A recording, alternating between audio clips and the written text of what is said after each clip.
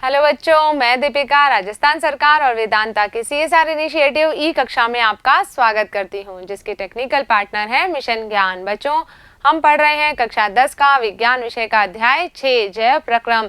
तो इस पाठ के पिछले भाग में हमने समझा था कि जैव प्रक्रम क्या होते हैं, ये हमारे शरीर के लिए क्यों आवश्यक होते हैं। इसके अलावा हमने देखा था कि जो अलग अलग प्रक्रम हमारे शरीर में हो रहे हैं, जैसे कि पाचन, उत्सर्जन, श्वसन, परिसंचरण आदि, यही सम्मिलित रूप से क्या कहलाते हैं, जैव प्रक्रम कहलाते हैं। तो एक एक करके अब हम इन प्रक्रमों के बारे में विस्तार से समझेंगे। तो सबसे पहले हम बात कर रहे हैं पोषण के बारे में कि पोषण क्या होता है, किस तरह से स्वयं पोषी और विषम पोषी जीवों में पोषण जो है वो ऊर्जा की आवश्यकता को पूरा करता है। तो चलिए शुरू करते हैं। तो बच्चों, आप सभी जानते हैं कि जब हम टहलते हैं या साइकिल की सवारी करते हैं या कोई भी कार्य करते हैं तो हमारे शरीर में क्या होता है, ऊर्जा का उपयोग होता है। इसी के साथ साथ यदि हम प्रत्यक्ष रूप से कोई क्रियाकलाप नहीं कर रहे हैं, जैसे कि हम सो रहे हैं या फिर हम किसी चेयर पर बैठे हैं, तब भी क्या होगा, हमारा शरीर जो है वो ऊर्जा का उपयोग करता है। तो ये ऊर्जा हमें कहाँ से मिलती है? ये ऊर्जा हमें अपने भोजन से प्राप्त होती है। तो देखिए, शरीर को अनुरक्षण करने के लिए, इसके अलावा वृद्धि, विकास या प्रोटीन संश्लेषण जैसी क्रियाओं को करने के लिए जो है बाहर से ऊर्जा की आवश्यकता होती है। बाहर से हमें जो है कुछ पदार्थ ग्रहण करने पड़ते हैं जो हमें क्या करते हैं, ऊर्जा प्रदान करते हैं। तो यदि हम देखें कि हमारे लिए जो ऊर्जा का स्रोत क्या है, भोजन है। जो भी भोजन हम खा रहे हैं उसी भोजन से हमें क्या मिलती है, ऊर्जा मिलती है। तो देखिए यहाँ पर कि सजीव जो है वो अपना भोजन कैसे प्राप्त करेंगे, क्योंकि अब हम पोषण की बात कर रहे हैं तो ये भी हमारे लिए समझना जरूरी है कि जो सजीव हैं उनको पोषण आखिरकार मिलेगा कैसे। तो देखिए, सभी सजीवों के अंदर ऊर्जा और पदार्थ की सामान्य आवश्यकता तो समान है, यानी कि सभी जीवों को ऊर्जा भी चाहिए, भोजन भी चाहिए, लेकिन इसकी जो ग्रहण करने की विधियां हैं, पोषण प्राप्त करने की विधियां हैं, ये अलग अलग होती है। पौधों में ये अलग तरीके से होता है, जीव जंतु में पोषण की विधि जो है वो अलग तरीके की होती है। तो यहाँ पर देखिए, कुछ जीव जो हैं ये क्या करते हैं, अकार्बनिक स्रोतों से कार्बन डाइऑक्साइड और जल के रूप में सरल पदार्थ प्राप्त करेंगे और उससे क्या करेंगे, ये भोजन का निर्माण करते हैं। तो ऐसे जीवों को क्या कहते हैं, स्वपोषी कहते हैं, जिसके अंदर कौन सम्मिलित है, हरे पौधे और कुछ जीवाणु। ये क्या करेंगे, कार्बन डाइऑक्साइड और जल का उपयोग करके अपने भोजन का निर्माण स्वयं कर लेते हैं, इसीलिए क्या कह रहे हैं हम इन्हें स्वयंपोषी कहते हैं। जबकि जो अन्य जीव होते हैं ये क्या करेंगे, जटिल पदार्थों का उपयोग करते हैं, और जब ये जटिल पदार्थों का उपयोग कर रहे हैं तो शरीर में इन जटिल पदार्थों का सीधे ही अवशोषण नहीं होता है। क्या करना पड़ता है इन्हें, इन जटिल पदार्थों को सरल पदार्थों में खंडित करना पड़ता है, ताकि ये जो पदार्थ हैं ये जीव के समारक्षण और वृद्धि में प्रयुक्त हो सके। जटिल पदार्थों को शरीर जो है वो सीधे ही अवशोषित नहीं कर पाता है, तो इन्हें पहले सरल पदार्थों में खंडित किया जाता है। तो इसके लिए जीव जो है वो जैव उत्प्रेरक का प्रयोग करते हैं, कुछ ऐसे पदार्थों का प्रयोग करते हैं जो क्या करेंगे, जटिल पदार्थों को सरल पदार्थों में विखंडित कर देते हैं। तो ऐसे जैव उत्प्रेरक क्या कहलाते हैं, एंजाइम कहलाते हैं। तो जो विषम पोषी जीव हैं ये क्या करेंगे, ये अपनी उत्तरजीविता के लिए, अपने पोषण के लिए या तो स्वयं पोषी पर निर्भर रहते हैं या फिर ये अन्य जीव जंतुओं के ऊपर निर्भर रहते हैं। तो क्या कह सकते हैं हम कि जो विषम पोषी हैं ये अपनी उत्तरजीविता के लिए या तो प्रत्यक्ष रूप से या परोक्ष रूप से स्वपोषी पर आधारित होते हैं। या तो ये डायरेक्टली किस पर निर्भर रहेंगे, पेड़ पौधों पर निर्भर रहेंगे, या फिर ये उन जीव जंतुओं पर निर्भर रहेंगे जो पेड़ पौधों से अपना भोजन प्राप्त करते हैं। तो जंतु और कवक जो है ये क्या है, विषम पोषी जीव हैं। ये क्या करेंगे, दूसरों से अपना भोजन ग्रहण करते हैं। आगे बढ़ते हैं हम।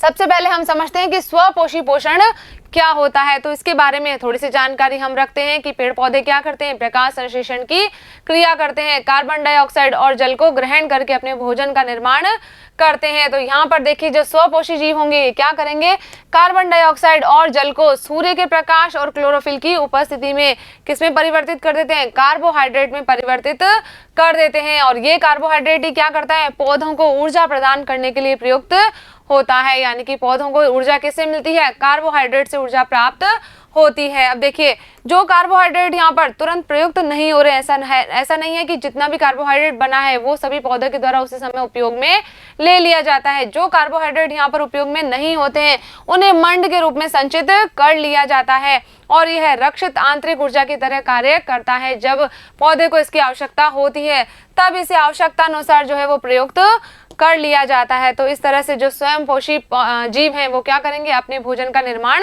स्वयं कर लेंगे।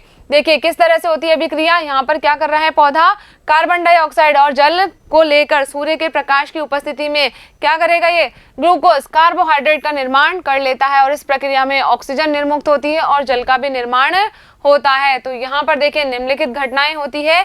सबसे पहले क्या होगा, क्लोरोफिल द्वारा क्या किया जाएगा, प्रकाश ऊर्जा को अवशोषित किया जाएगा। ये जो क्लोरोफिल है पत्तियों में उपस्थित है, ये क्या करेगा, सूर्य से आने वाली प्रकाश ऊर्जा को अवशोषित कर लेगा। उसके बाद में क्या होगा, ये जो प्रकाश ऊर्जा है इसे रासायनिक ऊर्जा में रूपांतरित कर दिया जाएगा और जल का जो अणु है वो हाइड्रोजन और ऑक्सीजन में अपघटित हो जाएगा। जल का अणु टूट जाएगा किसमें, हाइड्रोजन में और ऑक्सीजन में। और तीसरे चरण में क्या होगा कि ये जो कार्बन डाइऑक्साइड है ये कार्बोहाइड्रेट में अपचयित हो जाती है। कार्बोहाइड्रेट का अपचयन किसमें हो जाएगा, कार्बन डाइऑक्साइड का अपचयन किसमें हो जाएगा, कार्बोहाइड्रेट में हो जाएगा। तो इस तरह से जो है कार्बोहाइड्रेट का निर्माण यहाँ पर हो जाता है।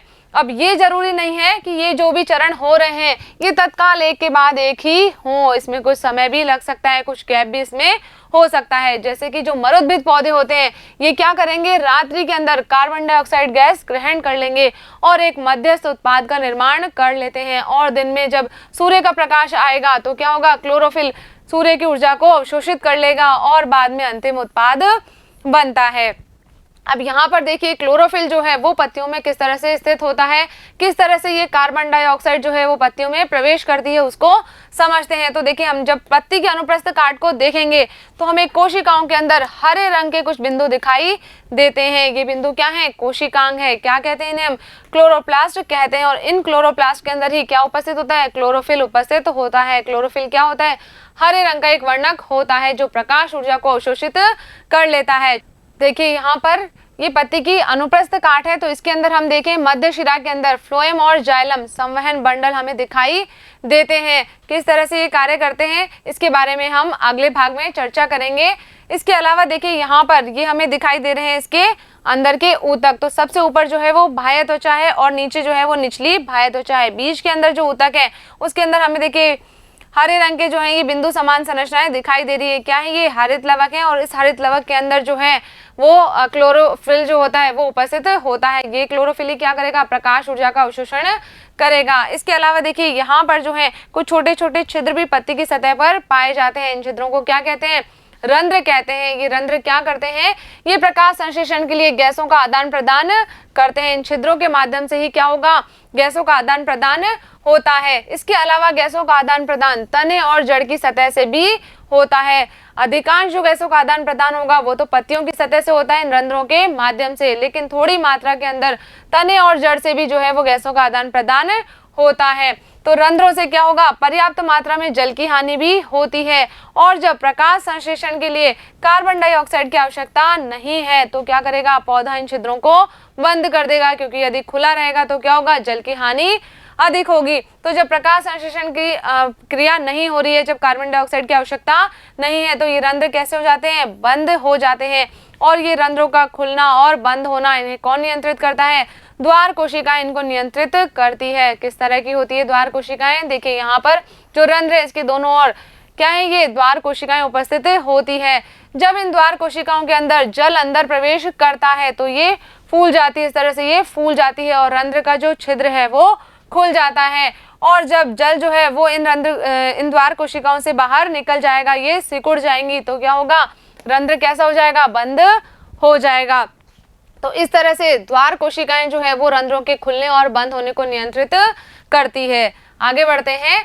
अब देखिए पौधों को अपने शरीर के निर्माण के लिए भी जो है अन्य कच्ची सामग्री की आवश्यकता होती है। ऐसा नहीं है कि केवल क्या है, उन्हें केवल भोजन की ही आवश्यकता है, शरीर की वृद्धि भी हो रही है तो उसके लिए भी पौधों को कुछ कच्ची सामग्री की आवश्यकता होती है। तो देखिए प्रकाश संश्लेषण के लिए जो जल की पूर्ति हो रही है वो तो किसके द्वारा होती है, जड़ों के द्वारा हो जाती है। जड़ें क्या करती है, मिट्टी में उपस्थित जल को अवशोषित कर लेती है। इसके अलावा नाइट्रोजन, फास्फोरस, लोहा, मैग्नीशियम आदि जो पदार्थ हैं ये भी मिट्टी के द्वारा, जड़ों के द्वारा अवशोषित कर लिए जाते हैं। तो नाइट्रोजन भी क्या है, पौधों के लिए एक बहुत आवश्यक तत्व है और इसका उपयोग प्रोटीन और अन्य यौगिकों के संश्लेषण में किया जाता है। और इस नाइट्रोजन को किस रूप में ग्रहण किया जाता है, नाइट्रेट या नाइट्राइट के रूप में लिया जाता है। डायरेक्ट से वायुमंडल की नाइट्रोजन को अवशोषित नहीं किया जाता है। तो इस तरह से पौधे क्या करते हैं, भोजन के लिए कार्बन डाइऑक्साइड, जल, इसके अलावा शरीर की वृद्धि के लिए जो अन्य पोषक तत्व हैं ये भी मिट्टी से ग्रहण कर लेते हैं।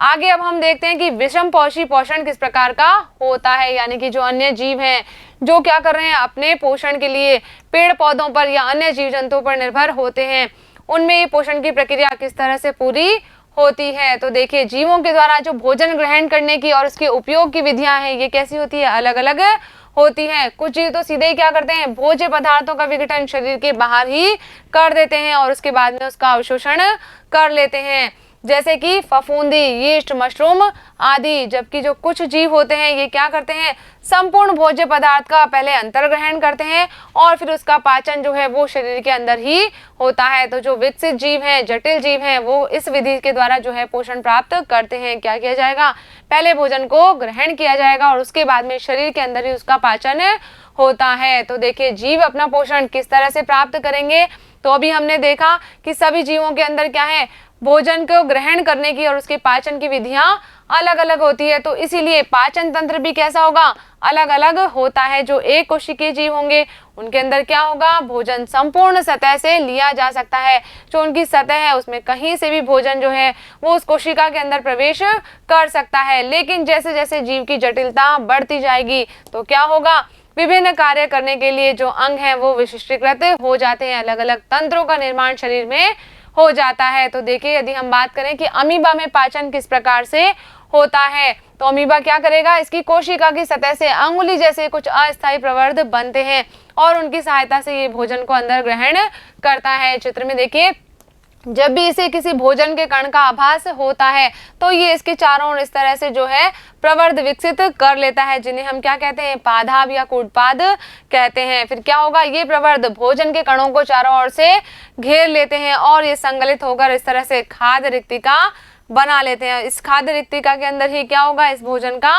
पाचन होगा। इसके अंदर जटिल पदार्थों को जो है वो सरल पदार्थों में परिवर्तित कर दिया जाता है और फिर ये सरल पदार्थ कोशिका द्रव्य के अंदर विस्तृत हो जाते हैं और जो बचा हुआ कुछ अपचित भोजन है, अपचित पदार्थ है, उसे क्या किया जाएगा, वापस कोशिका की भित्ति से ही बाहर निकाल दिया जाएगा। ये भित्ति की ओर गति करेगा और वहां से इसे शरीर से बाहर निकाल दिया जाता है, निष्कासित इसे कर दिया जाता है। तो इसमें क्या हो रहा है कि एक ही कोशिका क्या कर रही है, पाचन का भी कार्य कर रही है, उत्सर्जन का भी कार्य कर रही है। इसके अलावा हम देखें कि जो पैरामीशियम है ये भी क्या है, एक कोशिकीय जीव है। तो इसके अंदर क्या होगा कि कोशिका का एक निश्चित आकार है और इसमें क्या होगा, भोजन एक विशिष्ट स्थान से ही ग्रहण किया जाता है। अभी हमने देखा कि अमीबा के अंदर तो क्या है, कोई निश्चित आकृति नहीं होती है, लेकिन जो पैरामीशियम है इसकी आकृति इस तरह से निश्चित होती है और इसमें खाद्य को ग्रहण करने के लिए, खाद्य कणों को ग्रहण करने के लिए एक विशिष्ट स्थान होता है। देखिए, यहाँ पर इसकी मुख्य खांच बनी हुई है जहां से क्या होगा,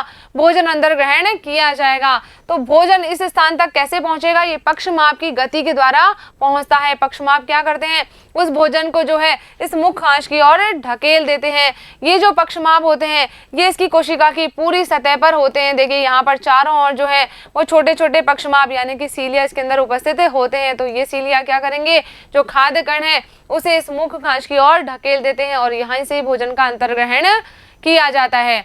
चलिए, अब आगे हम समझते हैं कि मनुष्य में पोषण किस प्रकार से होता है। तो मनुष्य क्या है, एक विकसित जीव है, तो इसके अंदर एक विकसित पाचन तंत्र पाया जाता है। हमारी जो आहार नाल होती है ये मुंह से गुदा तक विस्तारित होती है। देखिए, यहाँ पर मुख से आहार नाल प्रारंभ होती है और गुदा पर समाप्त होती है। इसके अलग अलग भाग होते हैं, जैसे कि मुख गुहा है, ग्रसिका, आमाशय, आमाशय खुलता है क्षुद्रांत यानी कि छोटी आंत में, और छोटी आंत बृहदांत्र में खुलती है, बड़ी आंत में खुलती है।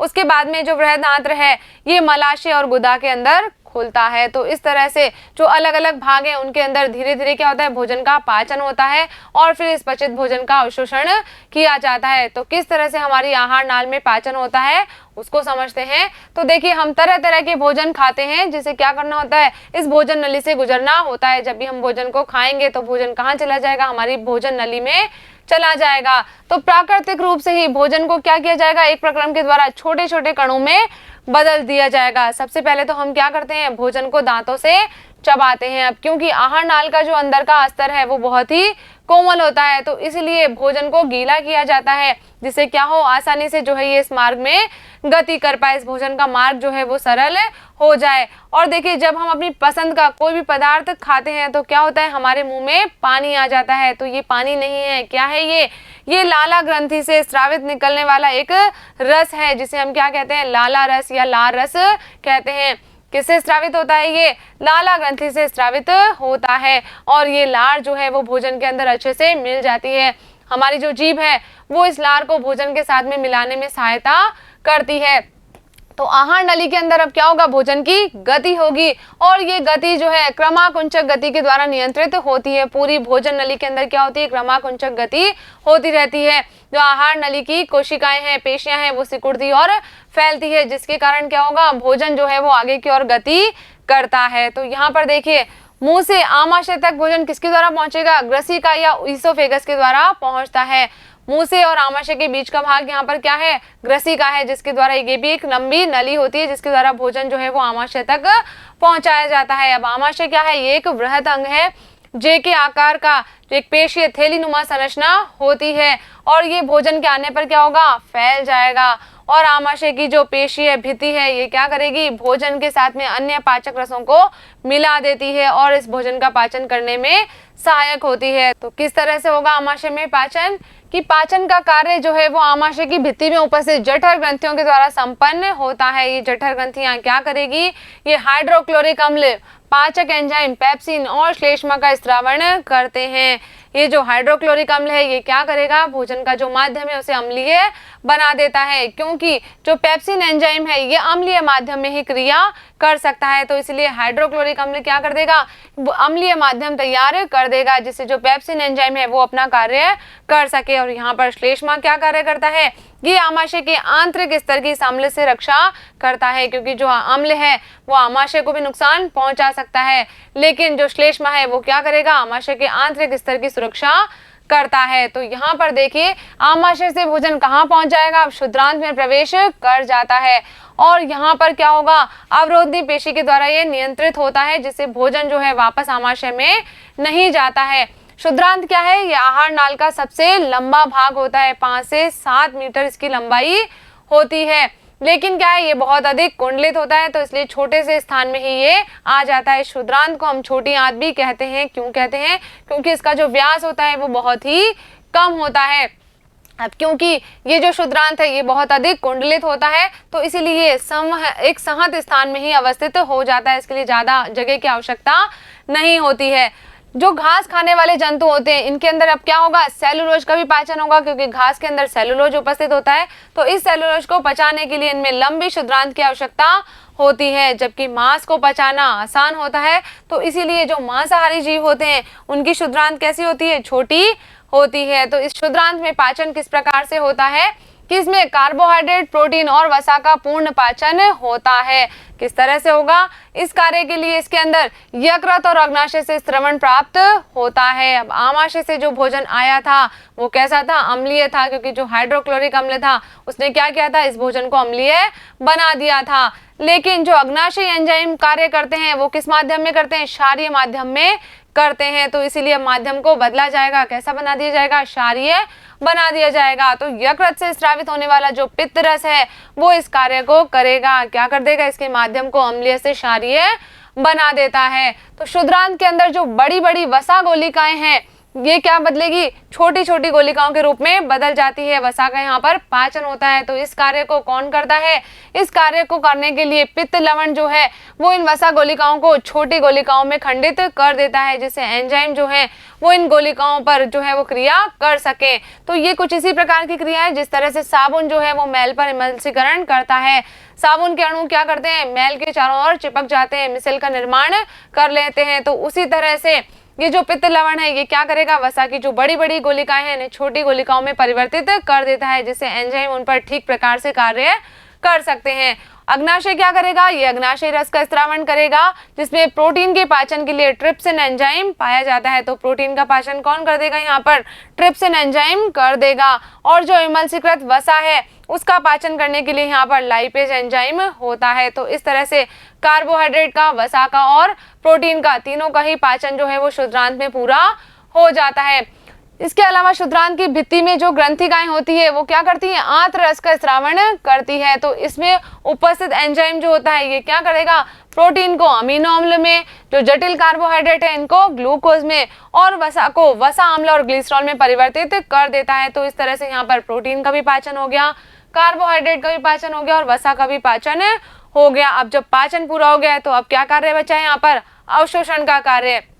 तो इस पचित भोजन को आंत्र की भित्ति में ही अवशोषित कर लिया जाता है। अब क्षुद्रांत का जो आंतरिक अस्तर है उसके ऊपर क्या होते हैं, अंगुली जैसे प्रवर्ध होते हैं, जिन्हें हम दीर्घरोम कहते हैं। तो ये दीर्घरोम क्या करते हैं, अवशोषण सतह का क्षेत्रफल बढ़ा देते हैं। देखिए कुछ इस तरह से क्षुद्रांत की जो आंतरिक भित्ति है उस पर अंगुली नुमा प्रवर्ध बने होते हैं। तो भोजन जो है वो इन सभी सतह से अवशोषित हो जाता है। तो ये अवशोषण सतह के क्षेत्रफल में वृद्धि कर देते हैं। तो ये दीर्घरोम के अंदर जो उपस्थित रुधिर वाहिका है ये क्या करेगी, इस पचित भोजन का अवशोषण कर लेगी और शरीर की प्रत्येक कोशिका तक इसे पहुंचा देगी, जहां पर इसका उपयोग किस कार्य के लिए किया जाएगा, ऊर्जा प्राप्त करने के लिए, नए ऊतकों के निर्माण के लिए और पुराने ऊतकों की मरम्मत के लिए किया जाता है। शरीर को यहाँ पर ऊर्जा प्राप्त हो गई है तो इस ऊर्जा का उपयोग अलग अलग कार्यों के लिए किया जाता है। अब जो बिना पचा भोजन रह गया उसका क्या होगा, ये बृहदांत्र में भेज दिया जाता है, वहां पर भी दीर्घरोम है। तो वो दीर्घरोम क्या करेंगे, इस पदार्थ के अंदर से जल का अवशोषण कर लेंगे और जो अन्य पदार्थ हैं उनको गुदा के द्वारा शरीर से बाहर कर दिया जाता है, यानी कि शरीर से बाहर इन्हें निकाल दिया जाता है। तो ये जो वर्ज्य पदार्थ है इनका बहिक्षेपण जो है वो गुदा अवरोधनी के द्वारा नियंत्रित किया जाता है और समय समय पर इसे शरीर से बाहर निकाल दिया जाता है। तो इस तरह से हमारे शरीर में पाचन की प्रक्रिया पूरी हो जाती है। तो बच्चों यहाँ पर हमारा ये भाग कंप्लीट हो गया है। अब कर लेते हैं हम इस भाग से संबंधित कुछ प्रश्न। तो पहला प्रश्न दिया गया है कि स्वयं पोषी पोषण तथा विषम पोषी पोषण में क्या अंतर है। तो अभी अभी हमने पढ़ा कि जो स्वयं पोषी पोषण है इसके अंदर तो जीव क्या होगा, अपना भोजन स्वयं बनाता है, जबकि जो विषम पोषी पोषण है इसके अंदर जीव अपना भोजन स्वयं नहीं बनाते हैं। ये अपने भोजन के लिए या तो पौधों पर निर्भर रहते हैं या अन्य जीवों पर निर्भर रहते हैं। इसके अलावा स्वयं पोषी पोषण में भोजन का निर्माण किसकी सहायता से होता है, CO2 और जल के द्वारा सूर्य के प्रकाश की उपस्थिति में किया जाता है, जबकि जो विषम पोषी हैं ये CO2 और जल के द्वारा सूर्य के प्रकाश की उपस्थिति में अपना भोजन नहीं बना सकते हैं। स्वयं पोषी पोषण के लिए क्लोरोफिल की उपस्थिति आवश्यक होती है, जबकि विषम पोषी पोषण के अंदर क्लोरोफिल की उपस्थिति आवश्यक नहीं होती है। तो यहाँ पर देखिए हरे पौधे और कुछ जीवाणु ये तो क्या करते हैं, स्वयं पोषी जीव हैं, ये स्वयं पोषी पोषण करते हैं, जबकि जो जंतु कवक आदि हैं ये क्या करते हैं, विषम पोषी पोषण करते हैं। ये अपने भोजन के लिए पेड़ पौधों या दूसरे जंतुओं पर निर्भर रहते हैं। नेक्स्ट क्वेश्चन देखते हैं आगे, प्रकाश संश्लेषण के लिए आवश्यक कच्ची सामग्री पौधा कहाँ से प्राप्त करता है। तो इस प्रश्न को भी हम पहले डिस्कस कर चुके हैं कि पौधा को क्या क्या चाहिए, कार्बन डाइऑक्साइड चाहिए, जल चाहिए, इसके अलावा सूर्य का प्रकाश चाहिए। तो कच्ची सामग्री कहाँ से मिलेगी, देखिए CO2 तो रंध्रों के द्वारा मिलती है वातावरण से। इसके अलावा जड़ कैसे मिलेगा, जड़ों के द्वारा मृदा से लिया जाता है। सूर्य का प्रकाश आवश्यक है और जो खनिज आदि पोषक तत्व हैं ये भी क्या किए जाते हैं, जड़ों के द्वारा मृदा से ग्रहण कर लिए जाते हैं। तो इन कच्ची सामग्रियों का उपयोग करके पौधा जो है वो भोजन का निर्माण करता है, इसके अलावा अपने शरीर की वृद्धि और विकास करता है। आगे बढ़ते हैं, नेक्स्ट क्वेश्चन है हमारे आमाशय में अम्ल की भूमिका क्या है। तो हमने पढ़ा था कि अम्ल क्या करता है, अम्ल जो है भोजन के माध्यम को अम्लीय बनाता है, जिससे कि एंजाइम जो है वो उस भोजन पर कार्य कर सके।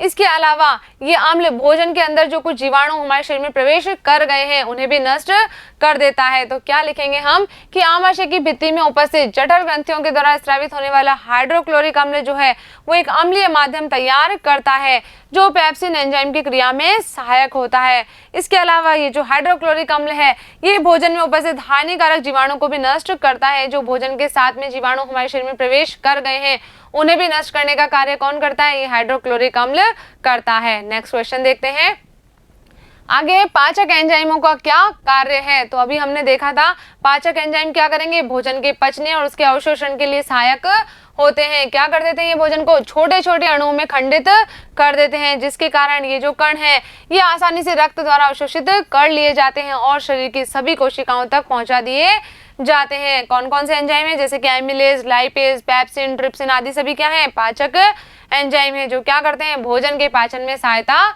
करते हैं। नेक्स्ट क्वेश्चन देखते हैं। आगे है, पचे हुए भोजन को अवशोषित करने के लिए क्षुद्रांत को कैसे अभिकल्पित किया गया है। तो देखिए हमने पढ़ा था कि क्षुद्रांत के अंदर क्या पाए जाते हैं, अंगुलीनुमा प्रवर्ध पाए जाते हैं जो दीर्घ्रोम कहलाते हैं, और ये दीर्घ्रोम क्या करेंगे, अवशोषण सतह के क्षेत्रफल में वृद्धि कर देते हैं। तो क्या लिखेंगे हम कि पचित भोजन को आंत्र की भित्ति के द्वारा अवशोषित कर लिया जाता है। क्षुद्रांत का जो आंतरिक स्तर है इस पर अनेक अंगुली जैसे प्रवर्ध होते हैं, जिन्हें हम क्या कहते हैं, दीर्घ्रोम कहते हैं। ये दीर्घ्रोम अवशोषण का सतही क्षेत्रफल बढ़ा देते हैं और इन दीर्घ्रोम में उपस्थित जो रुधिर वाहिकाएं हैं ये भोजन को अवशोषित करके शरीर की प्रत्येक कोशिका तक पहुंचा देती है, जहां इसका उपयोग ऊर्जा प्राप्त करने के लिए, नए ऊतकों के निर्माण के लिए और पुराने ऊतकों की मरम्मत के लिए किया जाता है। तो इस तरह से ये जो क्षुद्रांत है ये पचित भोजन के अवशोषण के लिए अभिकल्पित किया गया है। तो बच्चों यहाँ पर हमारा ये भाग कंप्लीट हो गया है। मुझे उम्मीद है कि इस वीडियो में हमने जो भी बातें की है वो आपने अच्छे से समझी होगी और अपनी कॉपी में नोट भी कर ली होगी। तो मिलेंगे हम अगले वीडियो में इस पाठ के अगले भाग के साथ। तब तक आप पढ़ते रहिए, आगे बढ़ते रहिए। धन्यवाद।